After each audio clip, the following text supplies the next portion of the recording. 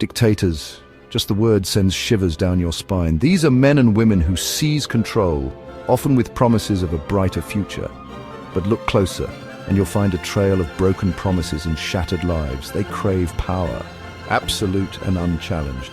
But history teaches us one thing: absolute power never lasts. How do these figures rise to such heights? What turns a seemingly ordinary person into a ruthless tyrant? And how do these regimes, built on fear and oppression, eventually crumble? Over the next few sections, we'll delve into the lives of 3 dictators, examining their ascent, their reign, and their inevitable downfall. Remember, folks, history might not repeat itself, but it sure does rhyme. Our first subject, let's call him the cleric, understood the power of belief. He wasn't a soldier or a politician, at least not initially. He was a man of the cloth, preaching fiery sermons that resonated with the downtrodden and disillusioned. His message was simple. Their nation was in chaos, morally bankrupt, and only he could restore it to its former glory. He offered scapegoats, minorities, intellectuals, anyone deemed different, and promised swift justice. Fear and anger, potent weapons in the wrong hands, became his tools. He rallied supporters, creating a cult of personality that drowned out dissenting voices. By the time his countrymen realized the danger, it was too late. The pulpit had become a platform for dictatorship. Dictators, once in power, share a common playbook. The cleric was no different. He established a secret police force loyal only to him. They watched, they listened, they silenced any whisper of opposition. His face was plastered everywhere. On buildings, on flags, even on children's school books. To question him was to question the nation itself. Censorship became the norm. Newspapers printed only what he allowed. Schools taught a distorted version of history, one where he was the hero. Fear, always simmering beneath the surface, kept the population in check. But fear is a double-edged sword. It might buy obedience, but it breeds resentment. A resentment that festers and grows in the shadows. The cleric's promises of prosperity rang hollow. His policies, driven by paranoia and a lust for absolute control, crippled the economy. While he lived in luxury, his people starved.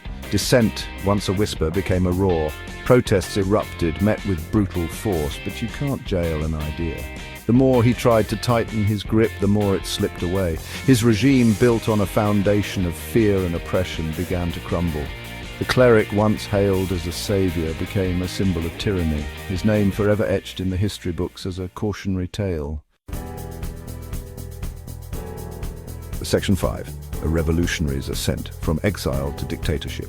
Our next figure, the revolutionary, came to power promising freedom. He was a charismatic leader, a skilled orator who had spent years in exile, plotting the downfall of a corrupt monarchy.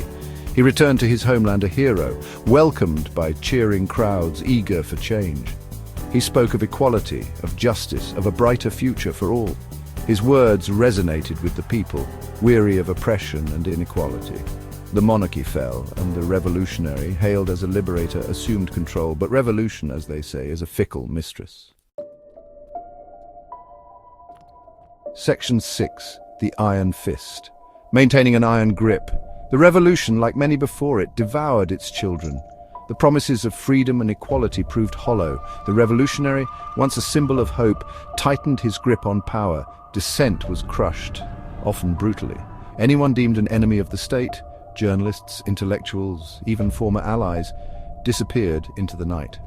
He nationalized industries, controlled the media, and rewrote history books to solidify his narrative. He created a climate of fear and paranoia, where neighbors were encouraged to inform on each other. The revolution, intended to liberate, had morphed into a dictatorship, more oppressive than the regime it replaced. Section 7. A nation divided, the legacy of revolution. Under the revolutionary's rule, the nation became a shadow of its former self. The economy faltered. People lived in fear of their own government. The ideals of the revolution, liberty, equality, fraternity, were replaced with control, conformity, and suspicion. He died in power, but his legacy remained. A nation fractured, its people traumatized, its economy in ruins. The revolution, intended to usher in a new era of prosperity and freedom, had instead paved the way for decades of oppression and suffering. Section 8. The cult of personality, from humble beginnings to godlike status. Our final dictator, the general, rose to power in a nation still reeling from the wounds of war. He was a charismatic leader, a decorated war hero who promised stability and order in a time of chaos. He presented himself as a man of the people, a humble servant dedicated to restoring the nation to its former glory.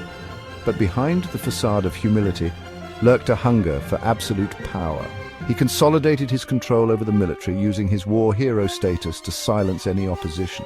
His image became ubiquitous. Statues erected in town squares, portraits hung in every government office. His name invoked with reverence in state-sponsored rallies. Section 9. The Emperor's New Clothes, the Illusion of Power. The general, through a carefully constructed cult of personality, convinced his people he was infallible, a god-king sent to lead them to greatness. He surrounded himself with yes-men, silencing anyone who dared to question his judgment. But the reality behind the carefully crafted facade was far different. The general's policies, driven by vanity and delusion, crippled the nation. The economy stagnated, corruption flourished, and yet the illusion of power persisted.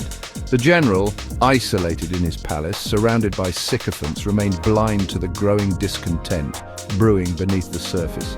His reign, like those of the dictators before him, was a stark reminder that power, unchecked and unbalanced, ultimately leads to downfall.